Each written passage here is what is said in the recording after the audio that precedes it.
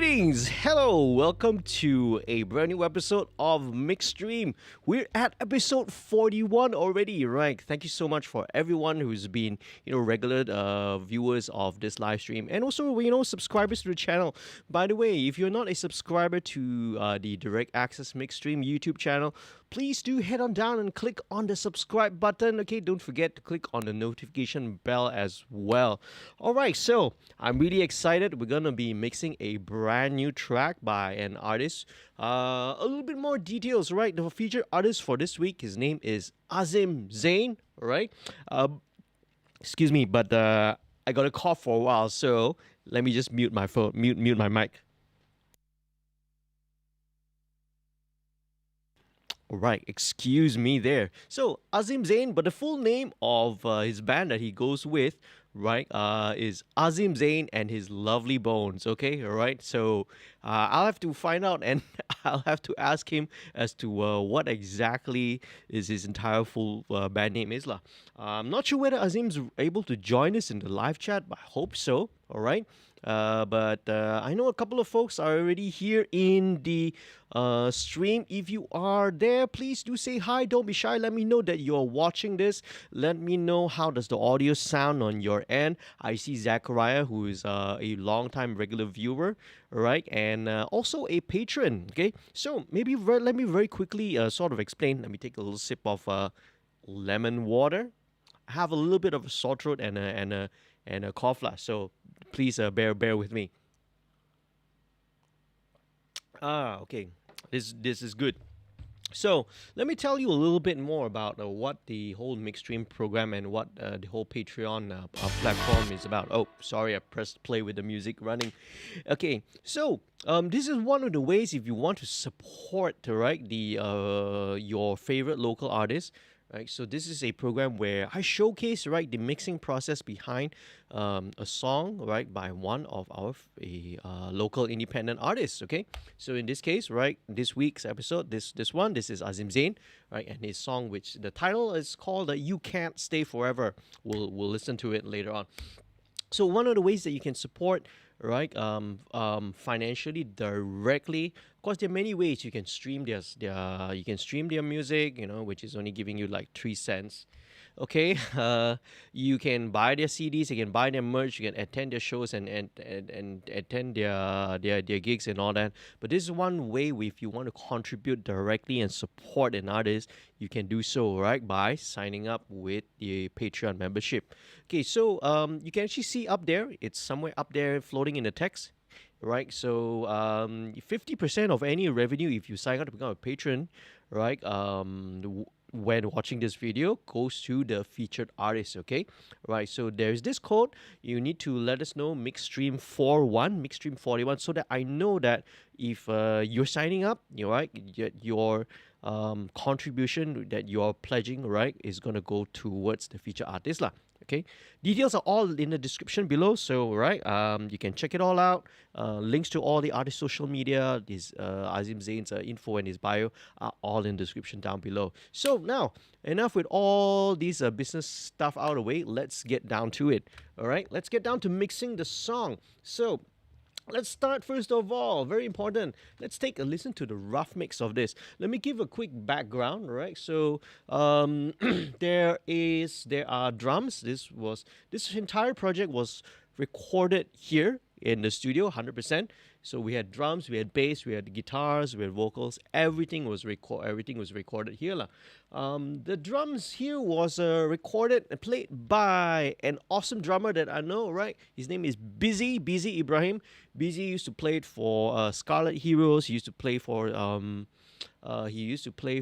also Perry the Bridge, and he's quite a well-regarded session drummer and also a producer on his own right, in his own right as well. Okay, so shout out to Busy. I'm not sure whether he's here, but hopefully, right? Hopefully, yeah, just want to shout out to Busy. Maybe he'll watch this later on, right, in the replay lah. But awesome work. He's one of my favorite drummers to work with. Makes my job so easy. Who else is in there? Redcom. Redcom says, hi, JD. Right. Hi, back to you. Redcom, I'm not sure who you are. I can't really remember. please please refresh my memory, all right? Because you guys don't use your real names in your YouTube account, so it's very hard to remember who exactly it is. So let's listen out, all right? So listen to the live chat. I'll give you a little commentary as well as we go along. Listen to the rough mix first, get an overall picture of the song, okay? Here we go. Straight away, start strong. Drums, bass, the entire band kicks in.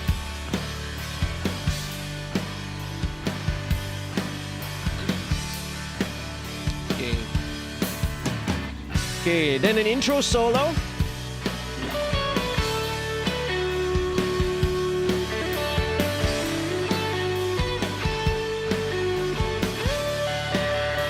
First verse. Slow my speech, trying to make sense. Name my kids after my dead friends. I'm not ashamed here of my skin, just looking rough on the outside. I love his vocals, man. Do my best, try to shoot straight. It's always too late, too late.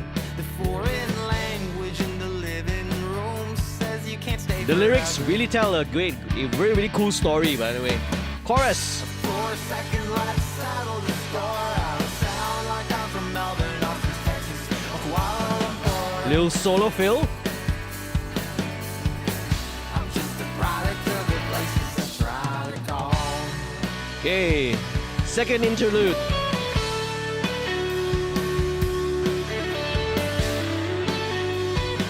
Then we go into the second verse.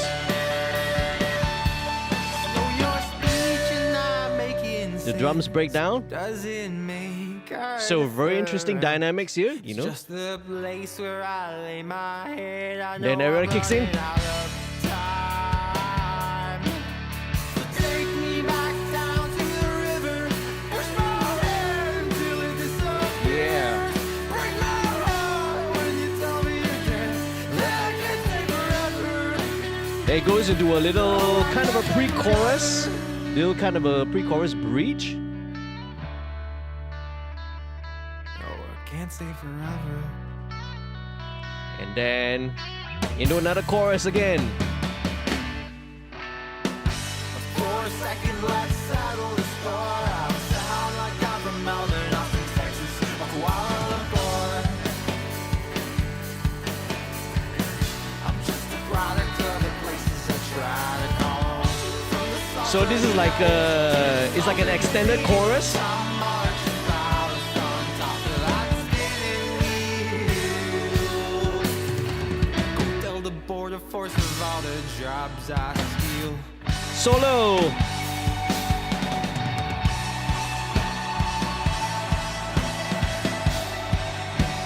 With is an ambient guitar solo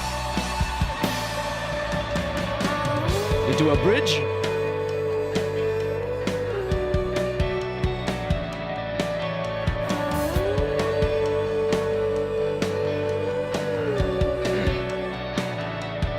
Drop down again, quiet chorus. Second, let's settle the score. I don't sound like I'm from Melbourne, Austin, Texas, Kuala Lumpur. And then I'm just a product of the places I try to call home. From the salt of the earth to the salt in the sea. So much proud on top of that spinning wheel. Go tell the border force of all the jobs I steal.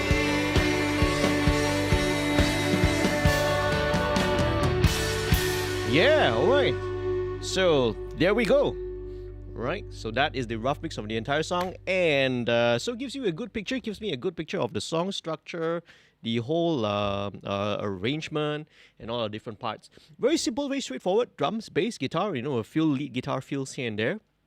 One single lead vocal track. You know, some doubles and some harmonies. So very, very straightforward, lah. Right, a straight up, you know, kind of an indie rock song.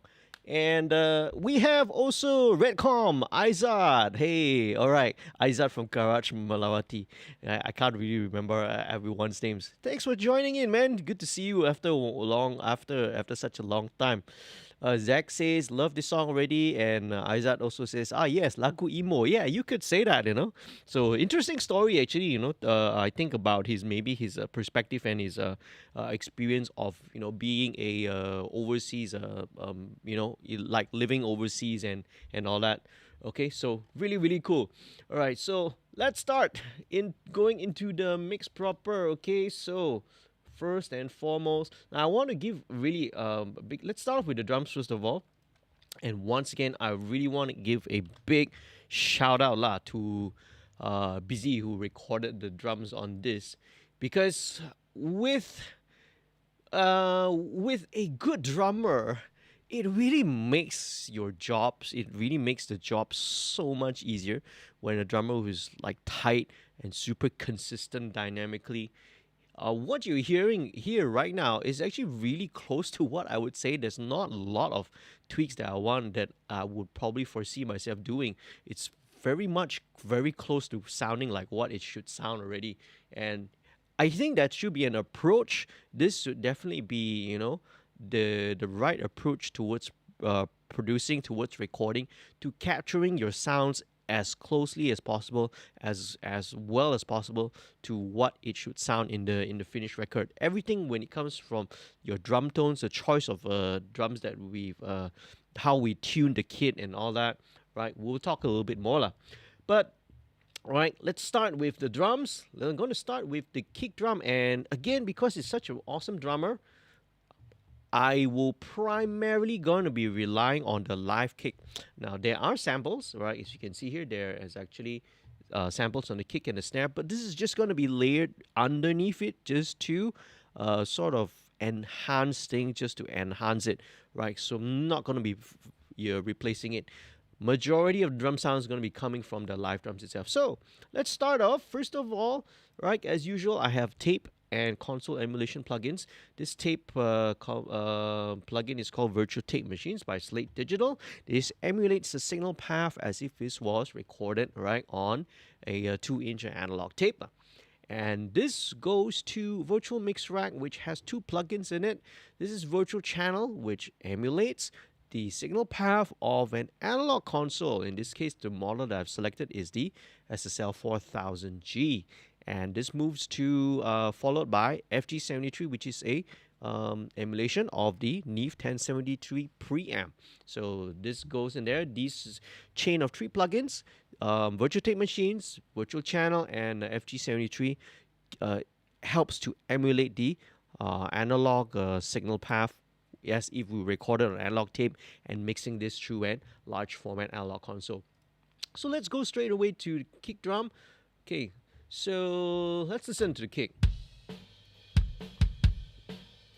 Beautiful. It sounds, you know, there's a little bit of bleed, but that's normal. That's perfectly natural. But this is solid. There's no EQ, no nothing. Really, really super consistent. I don't have to do much. So what I want to aim and target for, right, is I want to make sure I get my right initial levels. I want to get my kick drum peaking at about minus 12 dB FS. Okay, so now let's see. Right at the moment, it's kind of peaking a little bit higher, so I'm going to turn this down. Okay, right, so just pay attention to this. I want to try to aim for about minus 12. Okay, so I'm just going to have to turn the kick drum down a little bit. Let me turn it up slowly. This sounds so good already. It actually doesn't really need to have a sample underneath. Okay, so I'm gonna set it at about actually minus 5, right? And it's gonna give me peaking at about minus 13.5. Okay, the reason for that is I've got a sample which I'm gonna still lay underneath. That will probably push it up to about minus 12. And you notice that it kind of jumped up to about minus 9.9 here, but that's okay. There's just one single hit. Overall, you know, we're still kind of around that ballpark lah. Okay, so let's start with this first. Okay, let's go back to where the kick drum is. I'm really happy. So this is the initial starting point. Okay, so let's go back to here. Let me just loop this section. Okay, it is so easy. Okay, with great sounding drummers. High pass filter at 20. I just set this. Now, let's see whether, let's just put in a little bit of the gate. Right, let's gate this a little bit. Already sounding really clean. And with the kick and the D-blade settings, it's like awesome. Awesome, yeah, this is really good. Really liking it. Okay, now a little bit of the snare bleeds through, but that's fine. That's perfectly fine. Okay, let's go with a little bit of EQ. Just going to take out a little bit of like between 300. So I'll take out a bit of 200 here. Yep, that's it. Okay, just a little bit of a scoop. Nothing much needs to be done. Okay, so what I like to do, all right, with all the close mics is just use a little bit of limiting, a little bit of clipping. So the one I'd like to use here is little clipper from Boss. Okay, so let's go to where maybe the loud section is. They're all pretty consistent, so we'll just drop it in here. Okay, so this is just to catch the very loudest peaks lah. Okay, just a little bit. See, that's all. That's all I want to catch. That's all. And most of the other kick drums are just going to be untouched. That's all it does. All right. Okay, so let's move on. Let's blend in the sample. So let me solo this so you can hear how the sample sounds like. Okay. Right. This one just gives me a little bit more sub, right? And a little bit of the beater attack, okay? So this one, okay, let's high pass it. Okay. I want to take out a little bit of 100 here. 100, 101, because, you know, that's already pretty much coming from the live drum kick. So this is just going to sit underneath the live kick. Okay, now let's double check for the phase. So let's invert this and see. There we go, right? So simple thing. Always check for polarity, okay? Inverting polarity gives a huge difference. Okay, so there's a little bit of that snare poking through. So instead of really agonizing over it, it's not really that big a deal. Okay.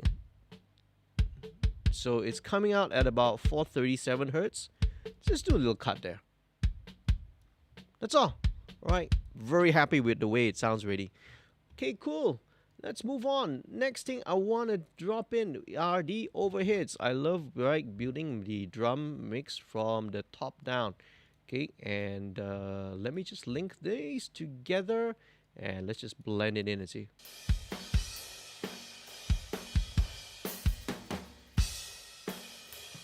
Lovely, okay? So I recorded this. This was recorded here at the studio. Right, so I'm very confident. You're right. The phase and everything looks really good, but always double check. Yeah, you can see once I flip the polarity, it's out of phase. Okay, listen with context with the kick. Sounding really good. Okay, now I'll turn on the Aosis E2 de-esser. De-essers here are really good for, in this case, I'm using this to just tame the cymbals a little bit. Right, just a little bit. Okay, let's bring up the sensitivity. Okay, especially when you get to the crashes lah. So there we go. Okay, let's go with the close-in mics. So here we go. All right. Okay. Yeah, we gotta unmute the group as well. So this was, if I'm not mistaken, this was Busy's own snare. I can't remember exactly what model it is, but we really went for this kind of a low open tuning. So, right, it's very important. Tune your kit, tune your snare, right? Get the right sound, right, from the get-go. And this was what we got. Okay, right. Super consistent. The snare just sounds so even. Right? Great drummer again. Once of all, makes the job so much easier.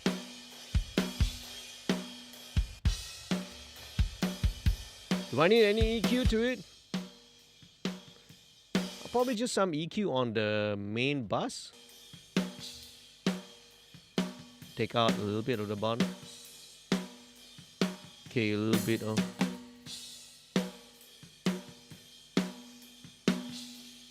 Just a little bit at 240. Just a tiny bit. We want a little bit of the ring there because, right, this is the character of the song lah. Okay, a bit more of the snare bottom.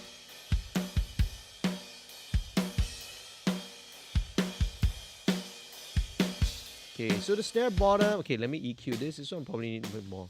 Okay, I need to take out a little bit of the mud. To about the 370, 380, 400 range. Okay, another one was a bit honky. A little bit of honkiness at about 730, 735.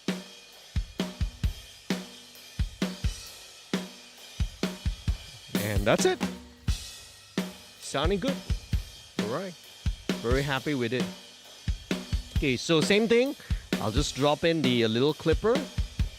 Just to give a little bit of a... Just to shave off some of the loudest peaks.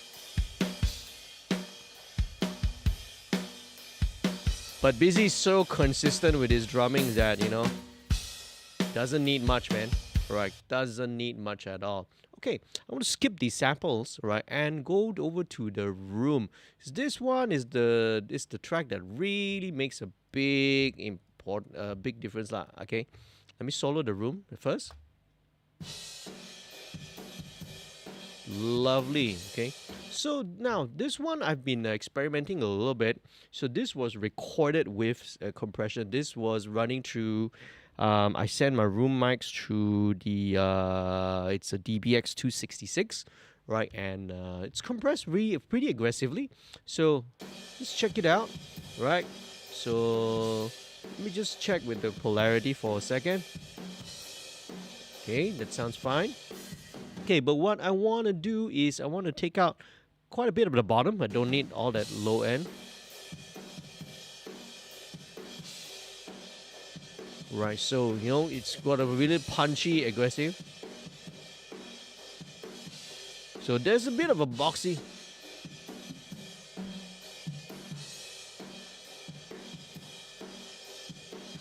A bit of this.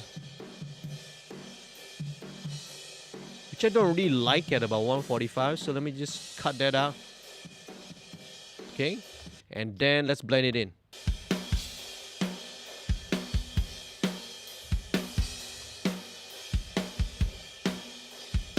And there we go, right? That's it without the room.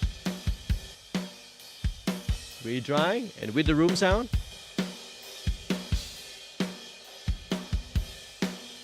Super cool, right? Right. I may shave out a little bit of the bottom again. And just keep a bit of the top, I think.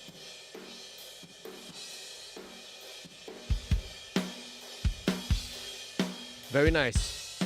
Very, very nice. Okay, so now let's move back. So the room plays a huge role in getting, you know, a kind of a aggressive, powerful drum sound. So let's go with snare.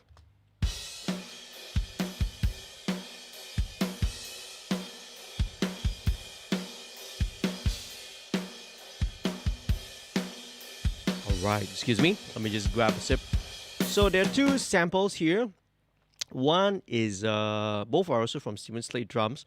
So this one is going to be, this is quite close to what the original snare sound is, right? Alright, let's take out a bit of the bottom.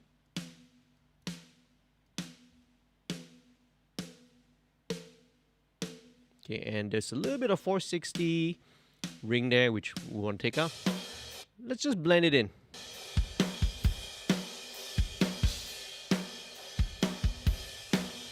So this is just to blend in a layer of super solid, consistent, right, snare sample underneath it. Because, like I said, the majority of the snare sound is coming from the It's gonna be coming from the live mics already. And then this second sample here, this is something with a little bit more attack, I think. Yeah, a little bit more, slightly brighter attack kind of a sample.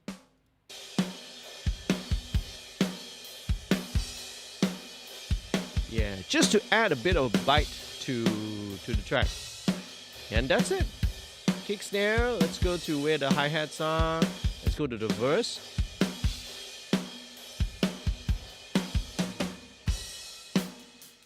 Okay, hi-hats, very simple. Let's take out all the bottom. Okay, a bit of the snare. Snare ringing at about 870.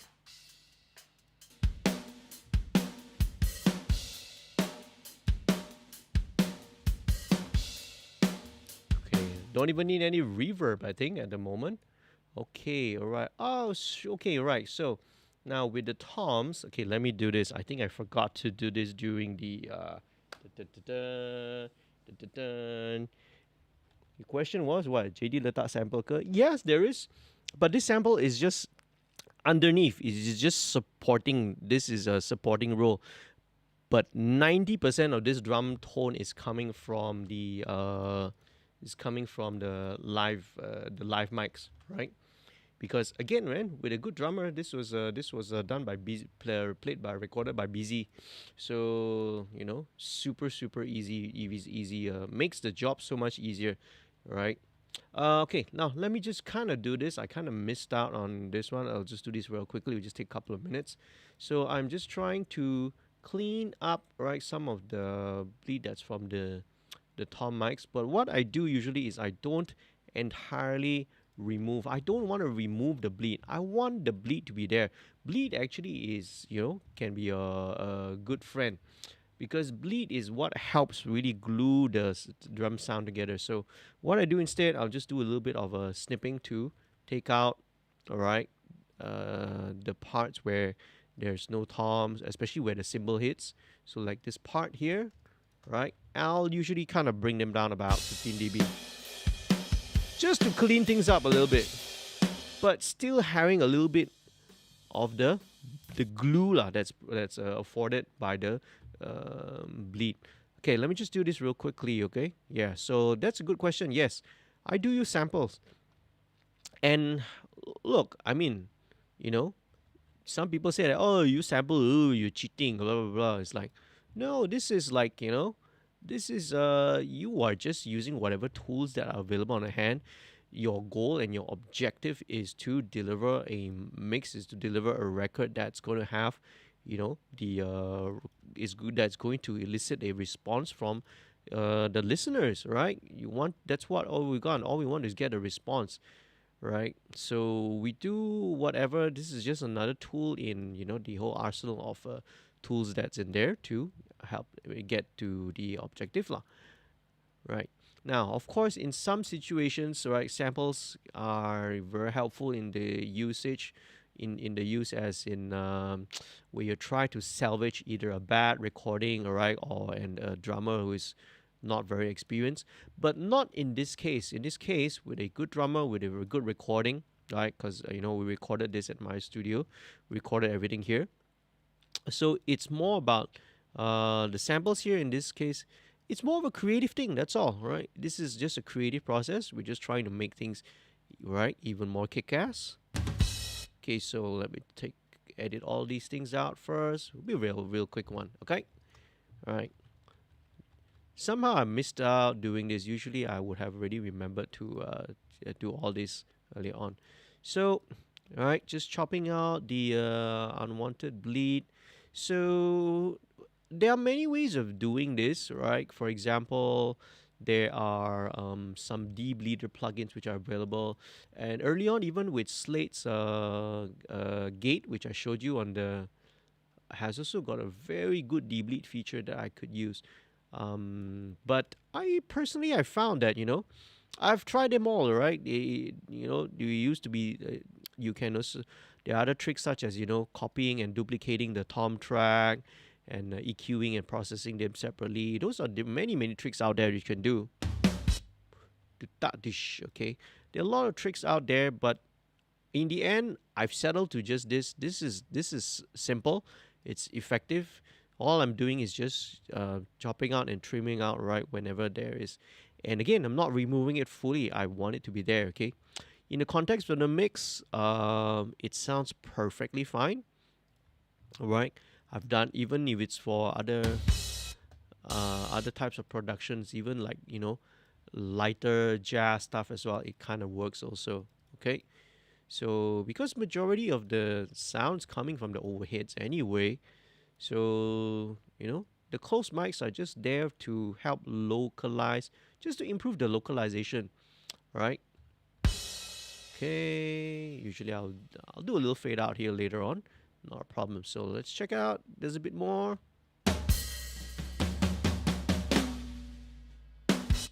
All right, okay, cool. Let's chop this out here. Okay, let's just deal with all the tom fills out. Okay, all right. So here we go. Okay, it's very easy to see actually, and to just edit all of that out. Very, very easy, easy peasy. Let's just move on to the next one first. Okay, now it's very important to remember when I'm doing this, I've actually set this to snap to zero crossing. Okay, because what you don't want to do is to just randomly chop off the waveform. You want to make sure that you are snipping it, that you are chopping it at a zero crossing point, because you want to avoid digital clicks. Okay, you want to avoid digital clicks lah, basically. Blap to bish. Okay, there we go. So making sure that it snaps to zero crossing will ensure that you don't create any digital clicks. Okay, very, very, very important. Muy importante. Okay, if you can pardon my French. No, actually that's Spanish. All right, here we go. Pam pam. All right, so we can chop it out. So see, whenever the crash comes in, we don't want too much of all that high-end information in the toms.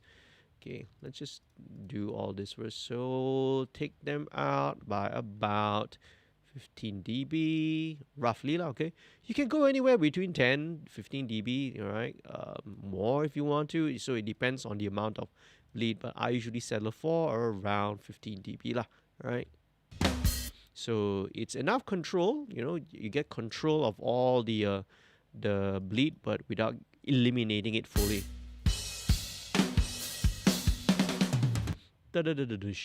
Alright, sounds really, really good, man. So, alright, and not to toot my own horn, but again, there's so many factors involved. The drummer really plays a big role. We really spent our time tuning the kit before we started recording, right? And obviously we take care of, be careful with everything. Okay, our mics, taking care of levels, right? Just making sure that it sounds good to tape, right? Or in the sense, right, to disc. It already sounds good when we recorded it. Not like leaving everything to post or later in the mix to try and fix or salvage. That's not the approach to recording that we should be taking lah. Should always, because getting it right at the source has got so much more influence and bearing on the outcome of the mix, rather than whatever tips or tricks or techniques or plugins that you use, man. Time and time again, it's we got to hammer in this. I got to hammer in this little lesson. It's all about getting it right at the sound source. Okay, let's chop this one up here. Okay, almost there. I do apologize. Usually, right, I will remember to do this one. Okay, but somehow I must have missed it. Okay, so here we go. Right, but I guess it gives me a bit of time to sort of pontificate and expound on the reasons behind doing all these lah. Okay, right. Okay, behind using bleed and getting things right at the source. We got a little bit more, right? Just a tad more to go. Okay, sikit saja, a little bit more, alright? So let's see, right? If you are watching this right now, later on, right? If you're not a subscriber, remember, subscribe again. Okay, and if you want to become a patron as well. Okay, let's see. All right. Okay, one last bit. Dum dum dum dum dum dum bam bam. Okay, starting here. Sounding really good. I love the way. Love the way the drums sound, man. Okay. There we go. That's the last bit. All right, so. Okay. So let's just look and search for. Okay. Honestly, it really sounds good already. I don't need to do much, but let's just double check the. Again, good habit, double check the polarity, okay? Tom 1, let's flip it. So yeah, thin. Okay. Okay, right. So let's just do a little bit of EQ.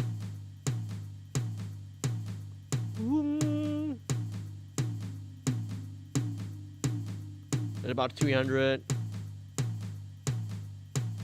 Okay, that's all it needs. Nothing much at all. Let's go and look for a section of the floor toms. Yeah, this part. Okay, something a little bit longer. Okay, alright, check with polarity again. Invert polarity. Interesting. Okay, right, interesting. Well, it already has a little bit more low end, but it sounds a bit more out of phase. So this is sometimes questions where you have to, sort of juggle between the two. So this one sounds a little bit more solid, but, well, I think that's a little bit more important. It sounds more stable, more phase coherent to me to have it in whatever the original polarity is. But if I want to give it a bit more low end, I can just EQ it. All right, so okay, here we go. Okay, same thing, a bit of the honkiness, about 500-600 hertz there. Okay, we just need a bit of, just a little bit of, there you go, just a little bit.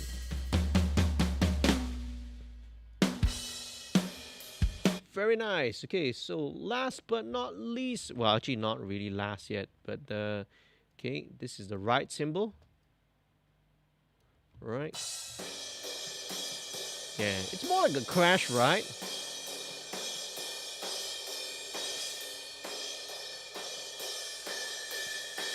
A little bit of annoying thing at about 1.8K.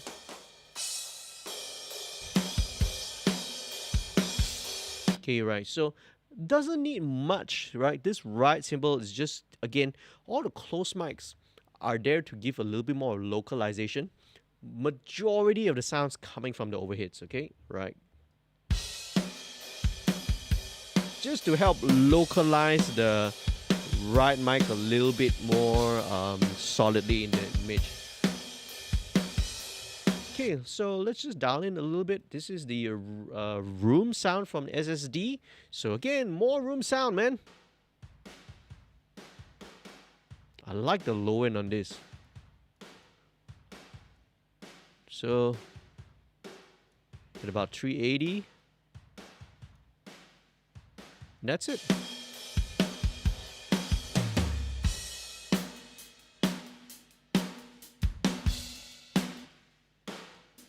So even that functions like a little bit of the room reverb already. Let me just plug in. I kind of want to enhance a little bit more because I usually would do this to this track anyway, and that is using the Smasher. Right, Pulsar Smasher. This is like a 1176 with all buttons in lah, basically. Let's listen to it. Oh, instantly already, right? So I just want to bring out a little bit more of the sustain. Especially the snare. Bypass.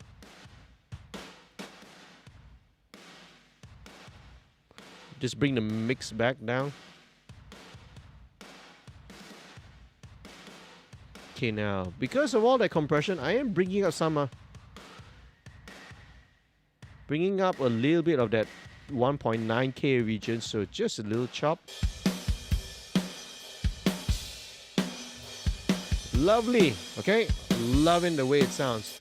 So let's put on, so I don't put a lot of compression on the close mics. I prefer not to. If I do, I usually use limiting. But what I do love is a bit of the API 2500 on the overall drum bass. Okay. Da-da-da. Oh, Redcom says, oh begitu. Tengah tunggu nasi goreng kampung sambil tengok. Wow. Okay. Cool, man. Yeah. I was at Malawati 2 weeks ago because my relatives are there. You know, I went there and visit my relatives lah. Right, my aunt and her kids lives there, so I was around the area. So, where were we? Okay, yeah, drums, right? So let's check out with the API 2500.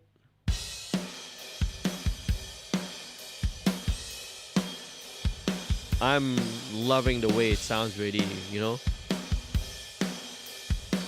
Okay, so. Okay, now, yeah, so now I'm picking out a little bit more of this room. About a 530 in the room. And that's it. No reverb at all. It's all coming from the room. Right, so there we go. That's drums for you. Let's move on real quickly. It will go to the bass. So the bass was recorded, if I'm not mistaken, was a jazz bass, if I can't remember. Right? And I usually use a combination, 2 tracks. One here, this is the bass DI, which is running through a radial JDI for the clean bass tone. And I have this one, tone hammer, which is running through the Aguilar tone hammer for a more character-ish kind of a toner. So combine a little bit both and then blend it in.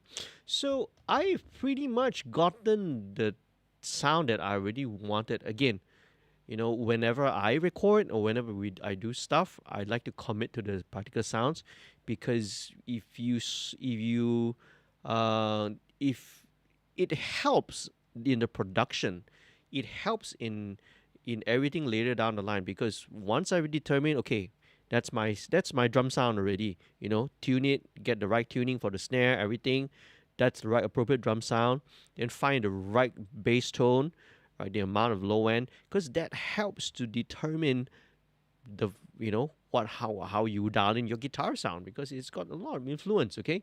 And I'll just run you through very quickly what I have, all right? So just listen to it. I just need to compensate a little bit for the volume.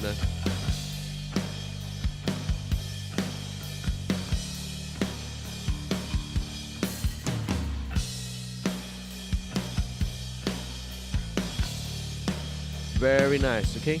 So, right, so let me just run you to what I'm running through. This, right? I have, first of all, Wave C4 multi-band compressor. This is only set to only have the lowest band engaged, about 180 hertz, you know. So this is just to help control the actual real bottom low end, okay? Right, so this helps. Okay, Surfer EQ, I've also set this already. I'm sure, you know, if you watch this many times, you know what this does. This is just helping to remove the some of the upper harmonics, which we don't want, right? Helps to clean up the bass sound, helps to give the fundamental a little bit more definition, right? 1176 is, yeah, fairly aggressive.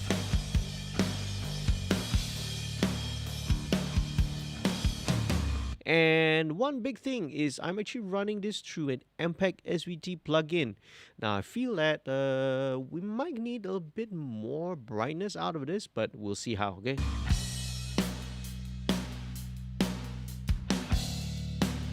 I think that's good. Yeah, just a little bit more brightness out of it.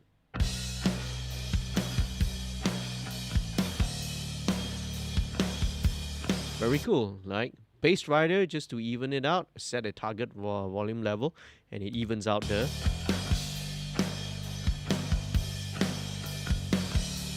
Okay, and one last thing which I have not added yet, okay, is MV2. So sometimes I will leave this. Some things I'll do right before, but some things I will leave it lah after.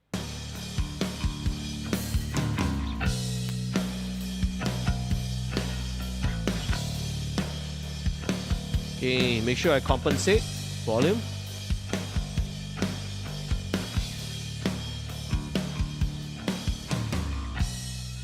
Very nice. Okay. And okay, very cool. Yeah, so I see that I've already EQ'd a little bit, you know, just give a bit of oh, I took out a lot of the top end here, it's actually.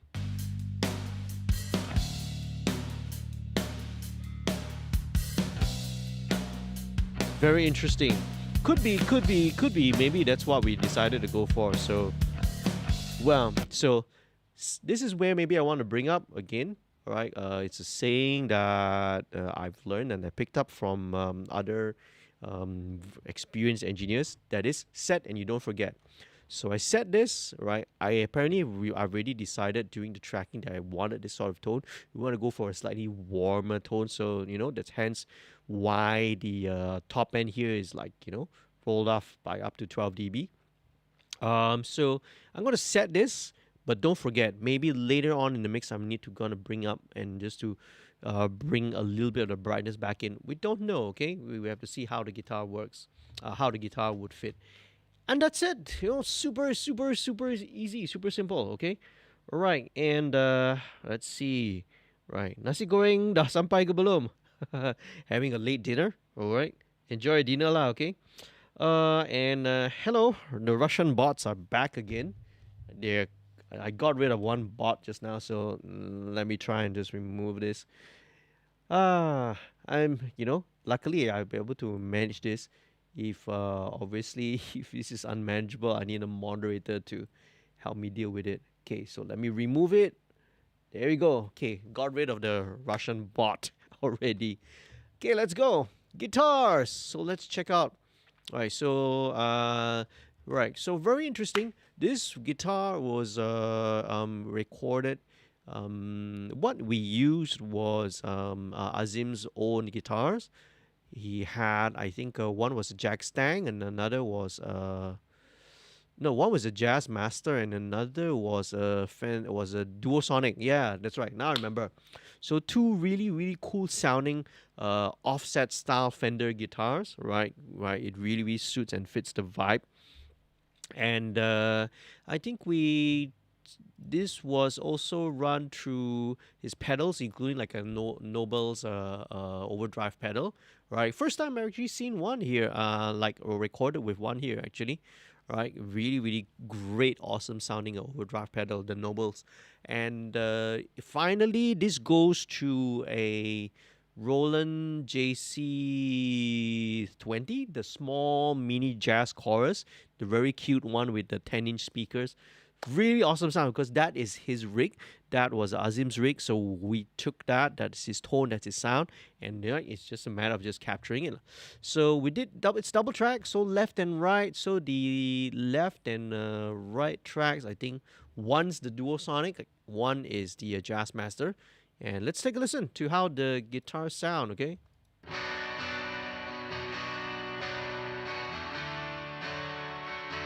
Right? Sounds great off the bat already. So, right, so I used only one mic. This is the Beyerdynamic M160, which is the ribbon. My absolute favorite lah, right? Really, when it comes to guitar amps. And this is especially, it's a great pairing because, you know, it's got a fairly bright tone, right? Coming from the Fender guitars. the overdrive, and then going to a jazz chorus, right, which is in itself a very, very bright sounding amp already. So we actually got a very, very bright tone. So the ribbon mic, right, the Bayer Dynamic M160 really complements it really, really well. So this is, let's see what else is going on. It's just nothing, just a little bit of a notch at 880 hertz and a little bit of a notch at 1.1K, right, high pass, and that's it, right? I really honestly don't think it needs to do much.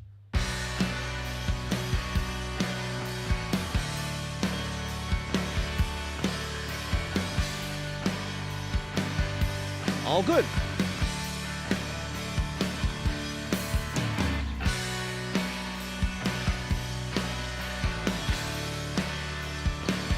I love the way it sounds already, man. Okay, so I'm going to add a little bit of bite to the kick, just bring out a little bit of beater. At 5K, just like 2D.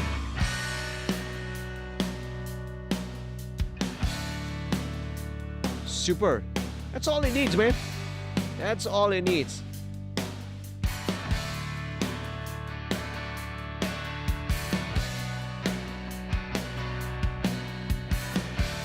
Okay, I may put in a little bit of room to it, right? Maybe just a tad, but that's it. No EQ, no compression, nothing. It sounds great the way it comes in already.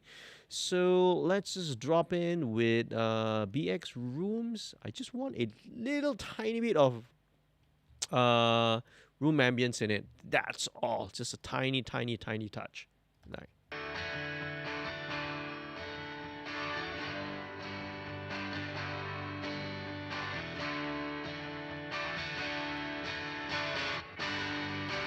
Just a little bit.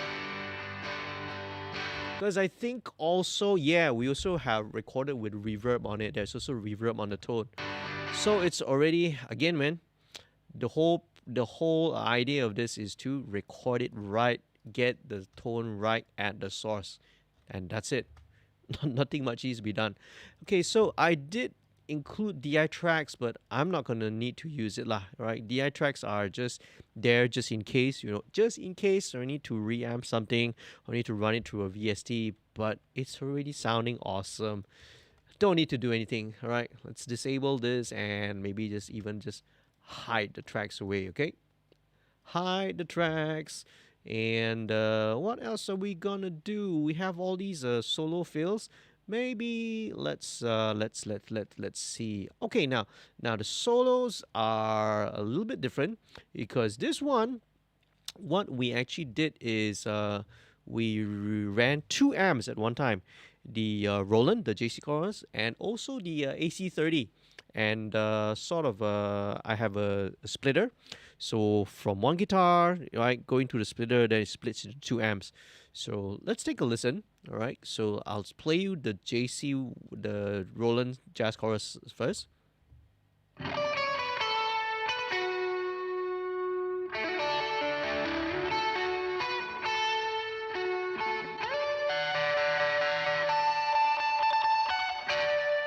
So this, again, it's already going through a plate reverb, right? It already has some reverb, but I ran it through another plate reverb, right, during the tracking itself, because again, that's the sound we want to go for lah. So let's check out the AC130. So this is, yeah, you see, it's a more bell-like kind of a sound.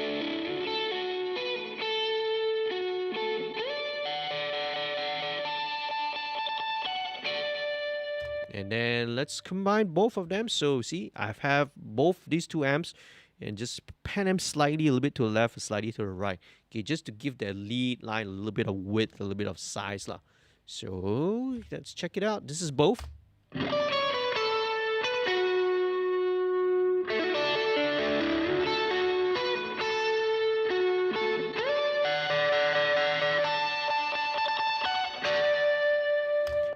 And that's it. Nothing much needs to be done to it, actually. I'll just maybe take out, just a little bit of the 100. And voila. Okay, that's all that it needs. Okay, let me just take a look. Right. So I think here, yeah. All right. Okay. So when it comes to this ambient solo guitar, uh, what we actually I added in and automated this already is an instance of Valhalla's Supermassive. Right.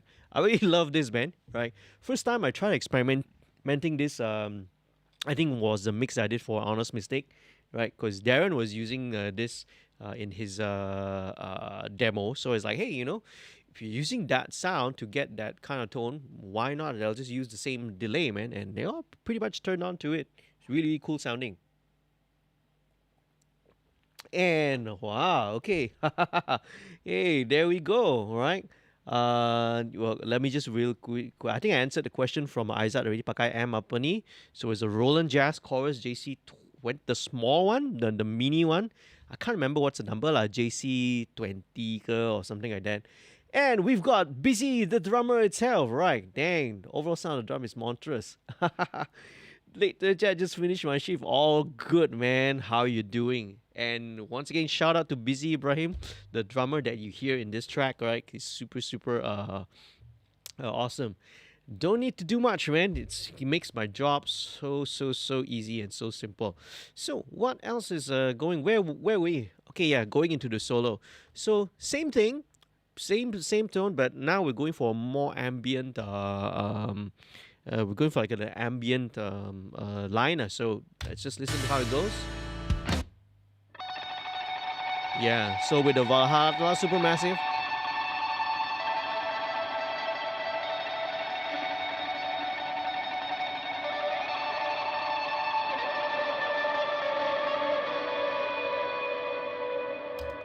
I love this delay, man. It's like really, really, really long. So it's running through a yeah. So the reverb is still active. So reverb and then going through the delay. Okay. So let's just check out this section. Okay.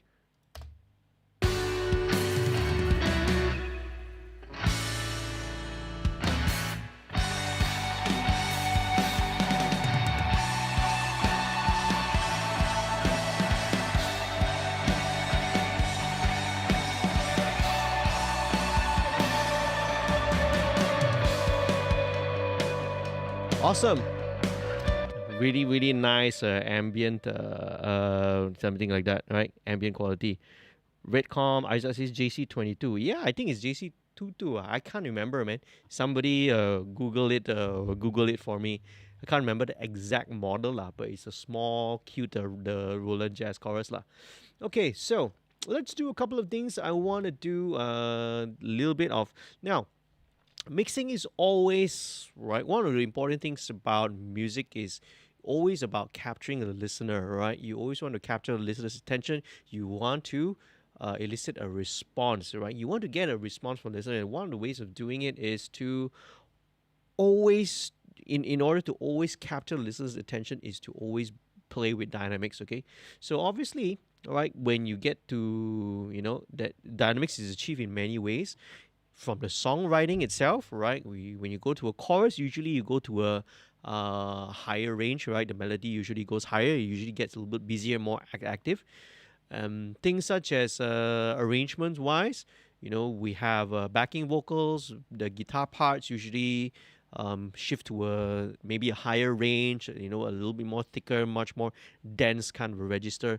But we mustn't forget as well, right, that all these things which help to build everything up wise, we also don't want to forget and neglect the bottom end and low end. So one of the simplest things, right, is just a very, very subtle thing that I do is just to automate a little low end shelf boost every time the chorus kicks in. So here we go, right? This is going to be a just very subtle 1 dB at 100 hertz, just a shelf, right? A very, very wide shelf, and this is going to kick in during the choruses. So here we go. Let's arm the track. There you go.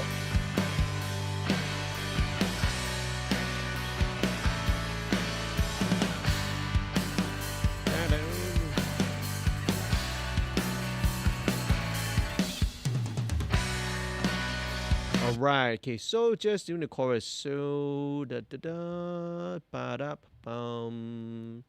Okay, here we go. So it just kicks in Let me turn off the snap to 0 grid. Okay, so probably not during the... So once the chorus ends, we'll just kick it out. Disengage. So same thing, the next chorus.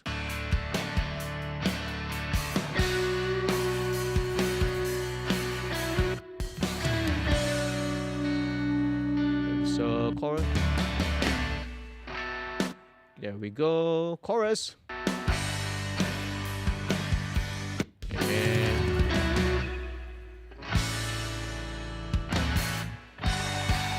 Okay, now, so this little bridge here, I'll still leave the low end boost going on. All the way to the solo. Okay, that means pretty much all the way to the end lah, right? So I have this 1 dB boost all the way from the second chorus towards the end. So we don't forget, all right? Don't forget, dynamics wise, we build up everything on the top, the mid range, we add a little bit more parts. Don't forget the bottom end as well. And you need to, make sure that you get a little bit of balance there lah. So very cool. We're moving on really quickly again because the sounds are so good. All right. Now I'm gonna mute all these lead lines first because we're gonna move on next to the vocals. All right. So let's get out of the solo. Let's mute this. Okay. Let's mute all the doubles and just concentrate only on the lead vocal. Okay, you've heard it already, but let's just run you through my signal path very quickly. TDR Nova. Let me just get a quick balance for it first, okay? Slow my speech, trying to make sense. Name my kids after my dead friends. I'm not ashamed here of my skin, just looking rough on the outside. I love his vocals, man. I love his vocal delivery. So let me turn off, right, some of the effects first, right? Let me turn off some of the effects so we hear it a little bit more dry. Okay. And I'm actually, again, during the recording, I'm really kind of running it through all this. So even during the tracking session itself, it's already sort of pre-mixed lah, right? Again, my philosophy is don't leave it to the end. Get the sounds right and as early as possible. Commit to the sounds, and go for it. Yeah, right. Hang on. Let's see.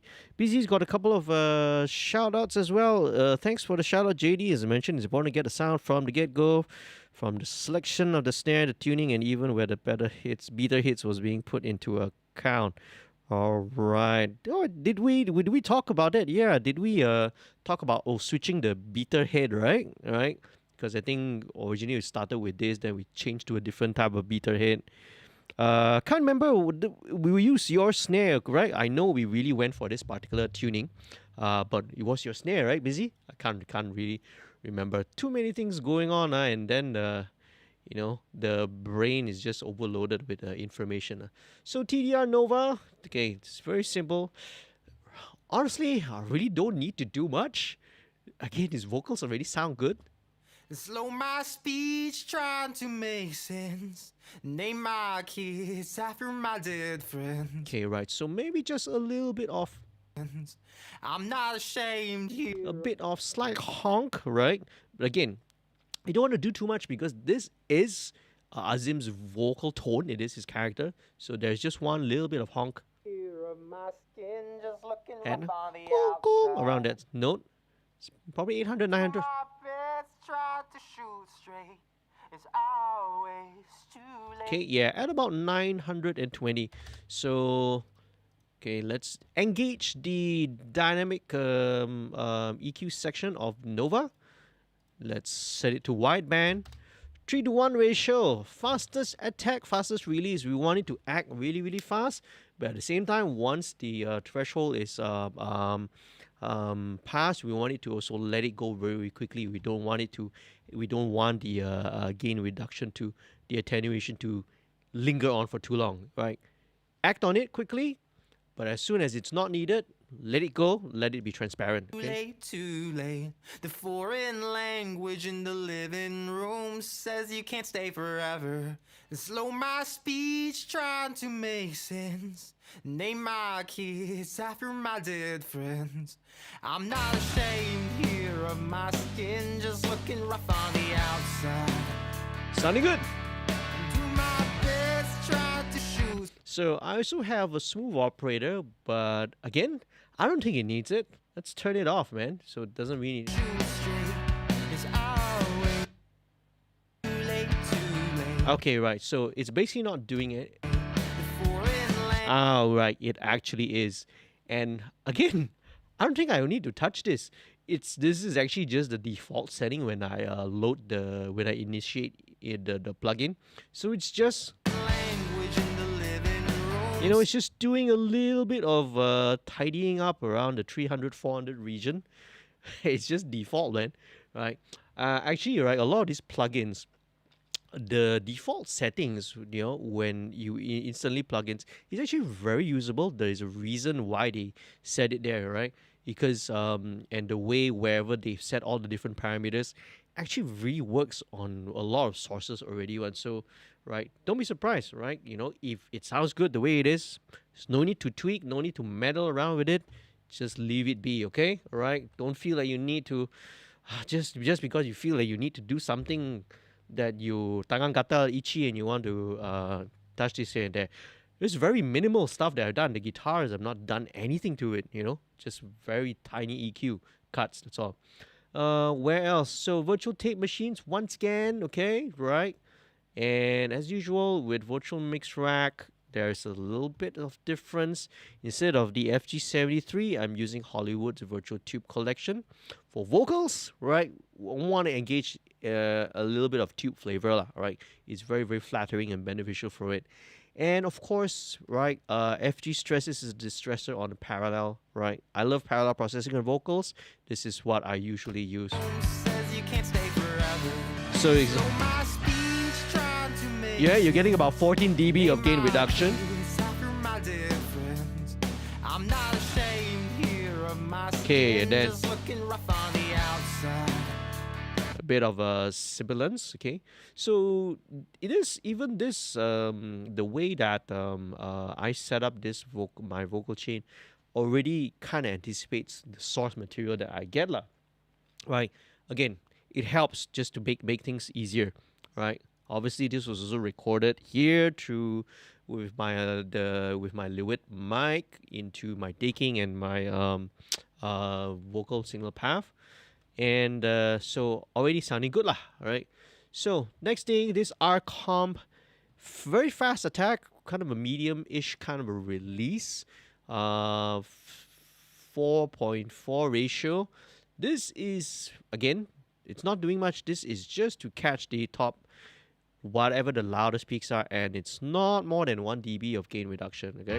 Not more than. Do my best, try to shoot straight. That's all. It's always too late, too late. The foreign language in the living room says you can't stay forever. Lovely, lovely, lovely, okay? So I think the solos are a little loud. I just need to turn this down because, let me just...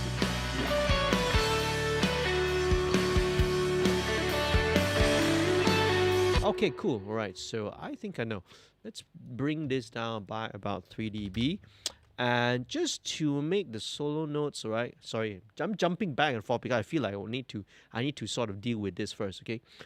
Because it is that I probably need to drop in MV2. Okay, MV2 is great on a lot of solo stuff, lead lines, because it just brings up all the note definition, the pick attack, all the articulations lah.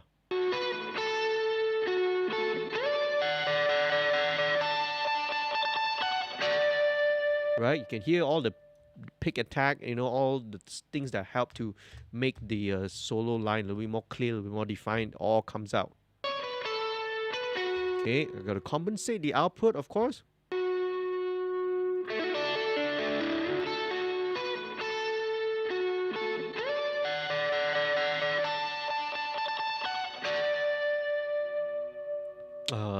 da da da. Listen in context. Now in solo, sometimes it's hard to tell.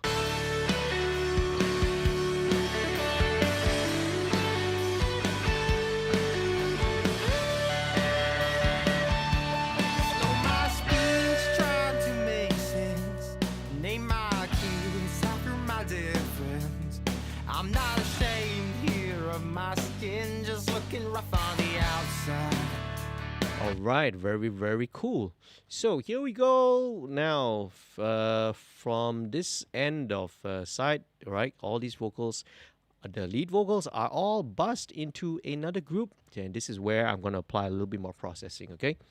Do I need any, let's just turn on the pull tech for a second just to attenuate a little bit of the top end. Do my best, try to shoot straight.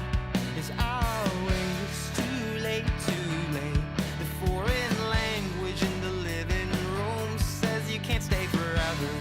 Nice, okay? Just a bit of bottom, bit of 3K, just a little bit of the 100 hertz. For a second, let's settle the score. I don't sound like I'm from Melbourne, Austin, Texas, or Kuala Lumpur. Okay, awesome. Sounding good already. Slow my speech, trying to make sense. Let's try and see if I drive this 1176. Let's see how we're going to get the vocals. Name my kids after my dead friends.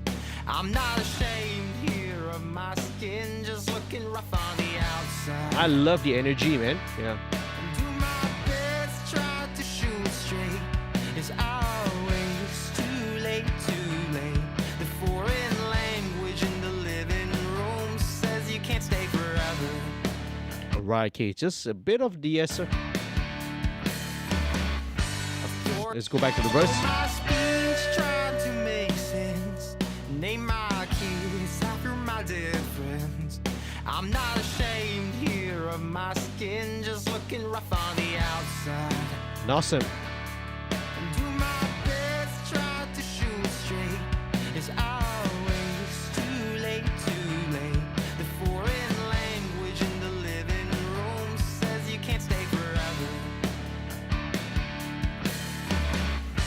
For a second, let's settle the score. I don't sound like I'm from Melbourne, Austin, Texas, or Kuala Lumpur. Okay, all right. So we need to automate the vocals a little. Slow my speech, trying to make sense. All right, okay. I know what to do. I know what to do now. So because the chorus is a little louder, so let's just play the chorus. For a second, let's settle the score. I don't sound like I'm from Melbourne, Austin, Texas, or Kuala Lumpur. Okay, I know what to do. I'm just. For a second, let's settle the score. I don't sound like I'm from Melbourne, Austin, Texas, or Kuala Lumpur. All right, okay. Let me just push this up a little bit. Slow my speech, trying to make sense. Name my kids after my dead friends. Yeah, I'll just adjust the gain from up here because I don't want to touch anything with the lead vocal track itself. I'm not ashamed here of my skin, just looking rough on the outside. All right, okay, very cool. Okay, so where are we right now? Let's reintroduce some of the effects. So first one, this is super tap. Super tap is a little delay, so this is going to give a little bit of slap delay to it. Slow my speech, trying to make sense. Name my kids after my dead friend. Right, it's just going to place the vocal inside a nice sounding room. Okay, so this is there. Mono delay, a little bit of a mono delay, right? So I'm not ashamed here of my skin, let's engage. just looking rough on the outside. And do my best, try to shoot straight. Right, okay, so this is like a eighth note delay mono, so it gives it a bit of a front and back to it. Okay, and what else do we have here? So let's talk about dynamics once again. So again, once it kicks back into the chorus, right? Let me just pull it down. I've already automated it. Yeah, so use a lot of things we've already done during tracking. So when the chorus kicks in, there will be a stereo delay. So let's just watch this. Okay. So this stereo delay kicks in. This is a quarter and a quarter dotted delay.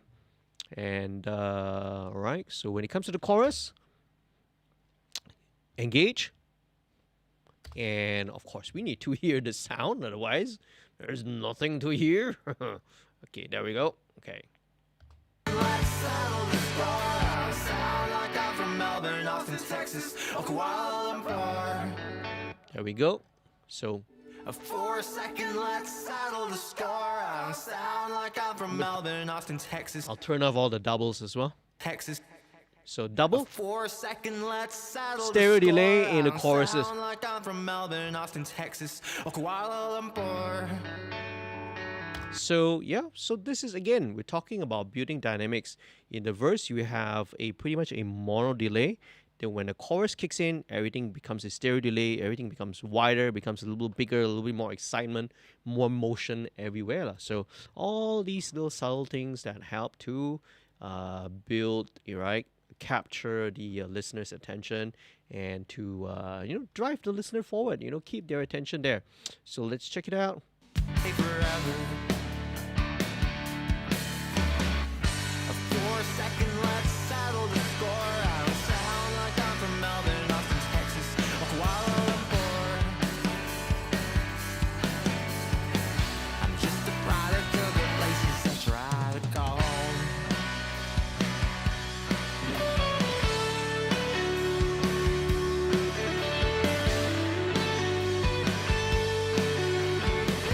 All right, okay. I'm going to very quickly switch over to my second pair of monitors. Obviously, you can't hear it. So I've been mixing on my big monitors. So I'm going to switch over to my NS10s because I want to have a different perspective of how the vocal would really sit in the mix, okay? So that's really helpful to have a second pair of monitors. So let me turn them on. In the meantime, all right. Thanks, everyone, for tuning in, okay? And hey, if you're not a subscriber, please remember to subscribe to the channel. And if you're gonna do so as well, hey, do consider becoming a patron. All right, so Busy has some comments as well. Senang Twitter, having a good song plus a great team of producer and artists made the session productive, fun, and dangerous. Not dangerous lah, okay? Dangerous implies that everyone's safety was at risk during the process. No one was harmed, okay, right? No drummers were harmed during the recording of the song. So, all right, yeah. So, details from Busy. It was a Pearl free floating 5x14 copper snare, tuned about the same diamas with a bit more spread, no muffling. Yep, very cool. I think yours was the right one, and the reason why, right, my snare couldn't really get it. It's because of the head that I was using. So I changed. It was actually the Evans, the HD Dry.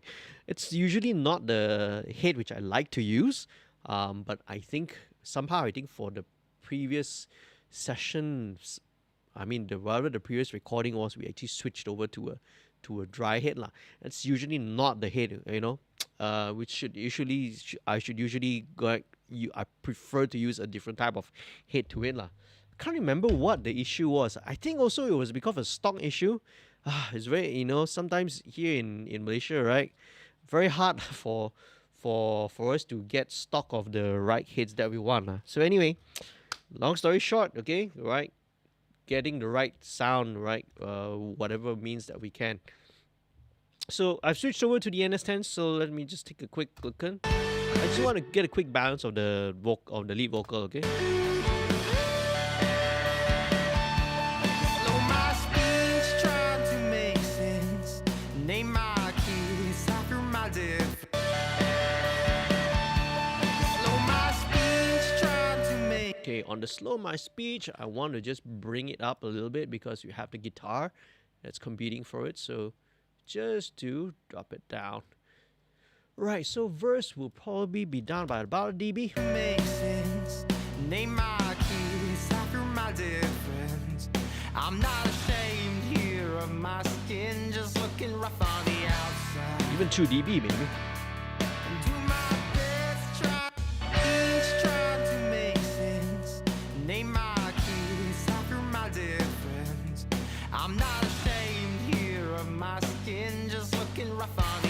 Okay, then probably bump it up by about a dB. And do my best, try to shoot straight. It's always About a half, one and a half dB actually, because see the guitars are getting more dynamic. too late, too late. The foreign language in the living room says you can't stay forever. And then chorus comes in. For a second, let's settle the score. I don't sound like I'm from Melbourne. Right, everyone, the drums is a little bit more busier. I'm just a product of the places I try to call home.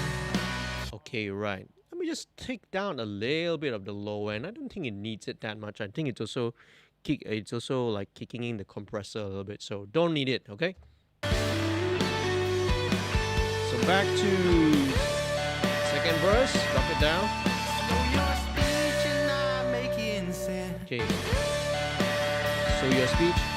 Slow your speech and not making sense. Doesn't make a difference. It's just the place where I lay my head. I know I'm running out of time. You're running out of. Place where I lay my head. I know I'm running out of time. So take me back down to the river. Push my head. Place where I lay Okay. my head. I know I'm running out of time. So take me back down to the river. Okay, let's drop the little solo lead line by about another dB Out of time. and up. Take me back down to the river. Push my head until it disappears.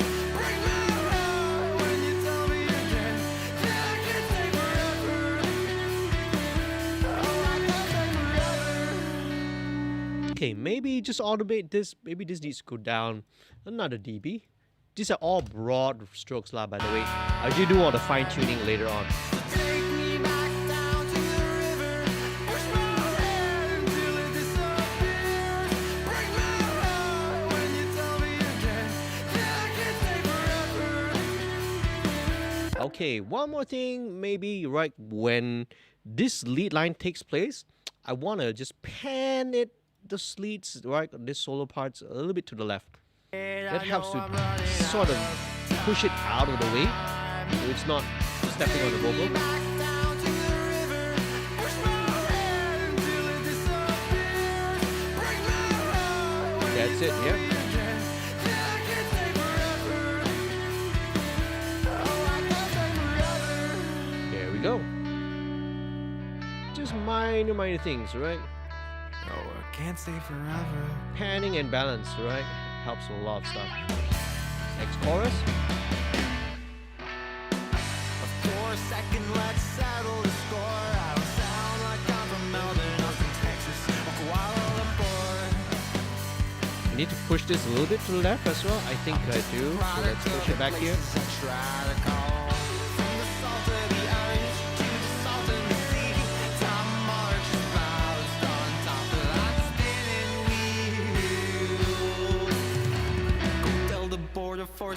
And then back to the middle.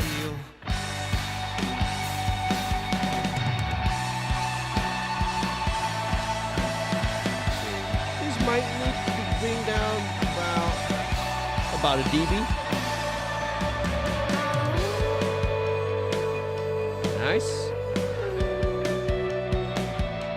So same thing, right? The very last chorus, let's push it slightly to the left, right? Just a little bit. Yeah.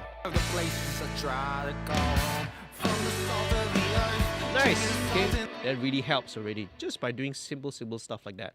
So let's check out the doubles. Okay, the doubles are right. So this is like a high, like he's like really screaming an octave higher. Right. For a second, let's settle the score. I'm sound like I'm from Melbourne, Austin, Texas, or Kuala Lumpur. Right, so right, Azim was really screaming his lungs out, man. So that's why we left all these high parts to the very end. Otherwise, he would blow out his vocal cords. So For a second, So- let's settle the score. I'm sound like I'm from Melbourne, Austin. at about 900, just a little pokey there, but that's kind of the register. Take out a bit of the top end. Austin, Texas, or Kuala Lumpur. Yeah, don't need everything above 10K, so let's just roll all of that off. So both these are about 50-50. 50-50. Oh, left 50 and right 50. Super, super awesome. Yeah, okay, let's just blend it in.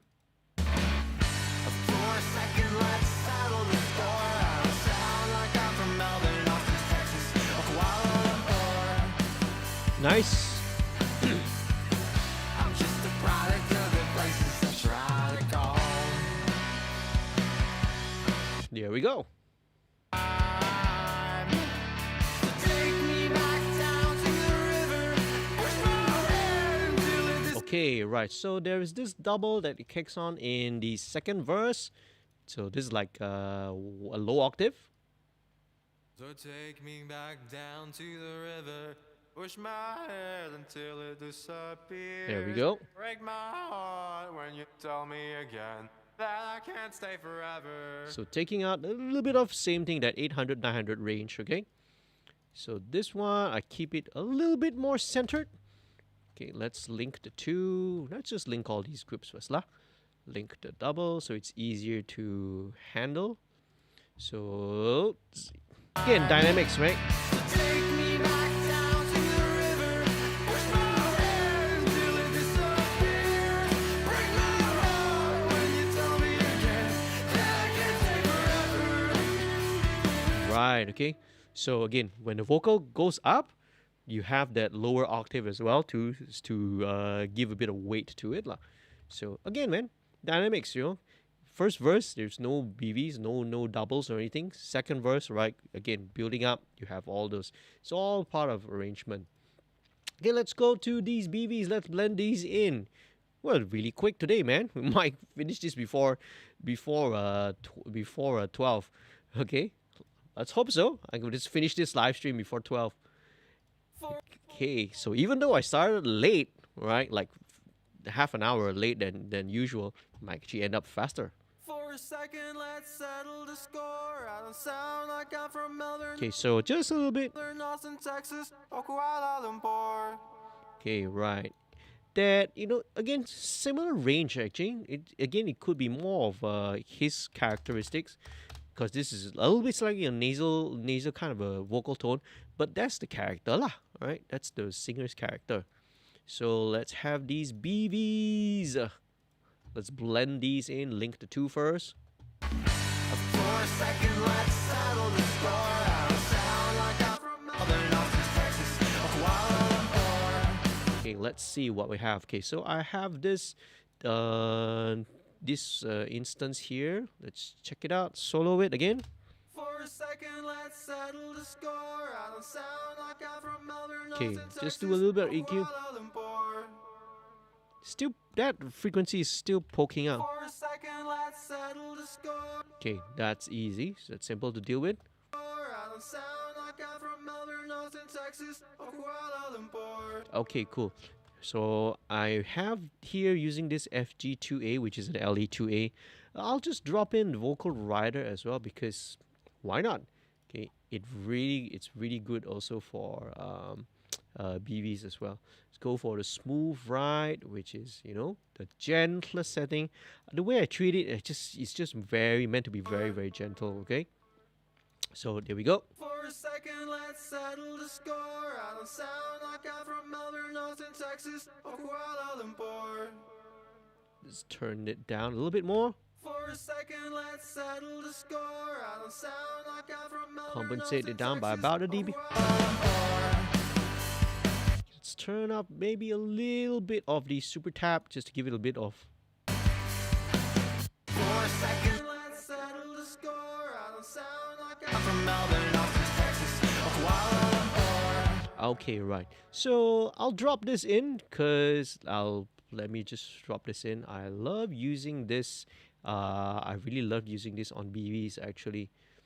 The Eventide H3000, which is the legendary Eventide effects unit, Ultra Harmonizer. So there's one preset here, which is Davey D's BGVs. Okay, however you pronounce that. Let me solo this. I'm going to switch over back to my main monitors, right? Because the tweaking balances is good on the NS10s, but for checking all these reverb tails and all that, you know, the big speakers give a little bit more detail. So For a second, let's settle the score. I don't sound like I'm from Melbourne, Northern Texas. okay, let's in context. For a second, let's settle the score. I don't sound like I'm from Melbourne, Northern Texas.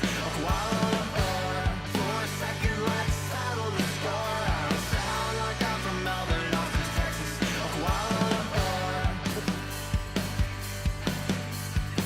I'm just a product of the places I try to go home.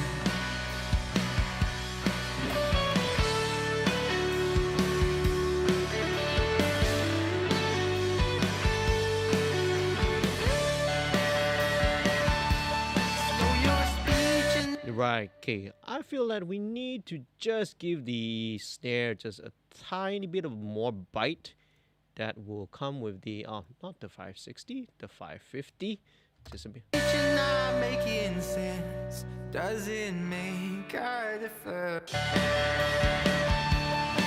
my speech, trying to make sense. Name my kids after my dead friends. I'm not ashamed here of my skin, just looking rough on the outside. And do my best. Yeah, just a little bit at the 5K with the API 550. That really helps. Okay, cool.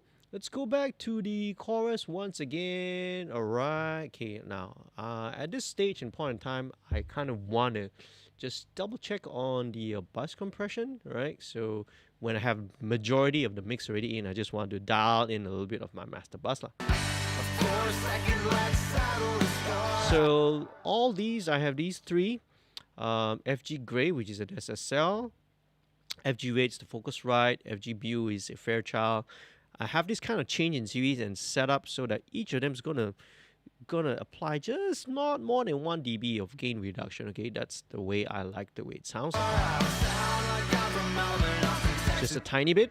I'm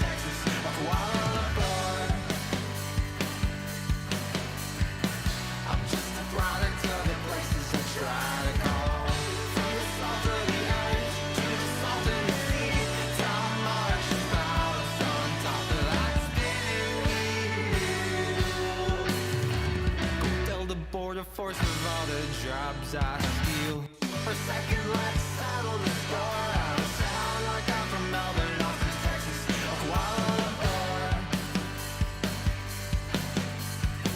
I'm just Bada, a bada. product of the places I try to Okay, let's check again. Bypass. Without it, it just like kind of falls a bit flat, man. So okay, maybe one thing, the guitars will just need a little bit of a cut at about 3K. Right, again, just to give the vocals a bit of space. That's all, just 1 dB. I'm just a product of the places I try to go. It might need a tiny bit of EQ. Again, not much. And the one that's really cool, I love using this for guitars nowadays, is the Pattern Maker. Pattern Maker just needs to give it a little bit of air, right? Just a tiny bit of air.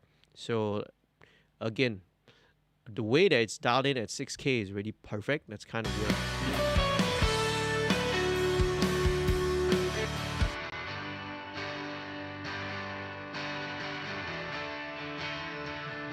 Bypass. Good. Let's go with listen in context. 5K or 6K?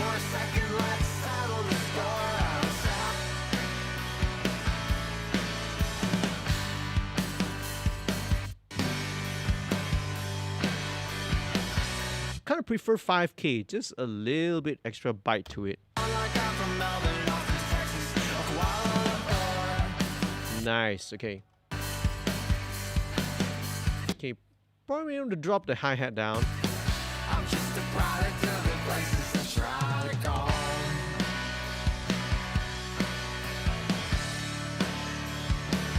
Nice. Very, very, very nice. Okay. Almost there, man. That's like pretty much almost there already. Okay, let's dial in a little bit of these fills. So, okay, let me just quickly mute all the DI tracks. Once again, the DI tracks were just there for insurance, just in case. But looks like I don't really need it, man. All right, it sounds really, really good the way it is already. So here we go.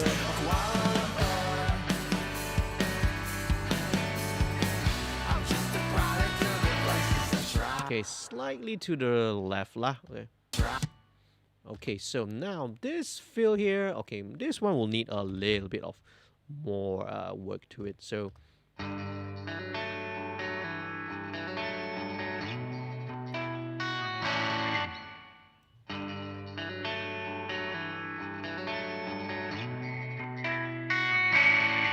about 2.2, I just want to get rid of that. Take out a bit of the extreme top end. And just to give it a little bit more, again, MV2 is fantastic. There's one plugin you want to buy from Waves. This is definitely what you want. So easy, all right?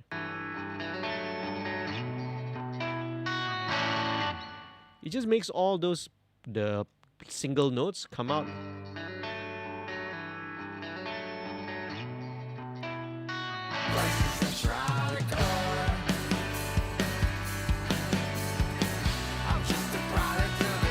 Just send it to the rhythm guitar bus.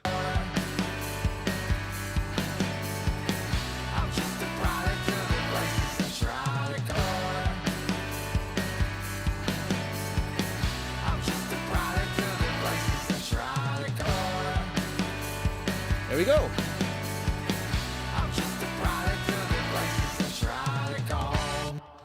Very cool. So here we go. I'm gonna go over to this bridge right now, the solo and the bridge.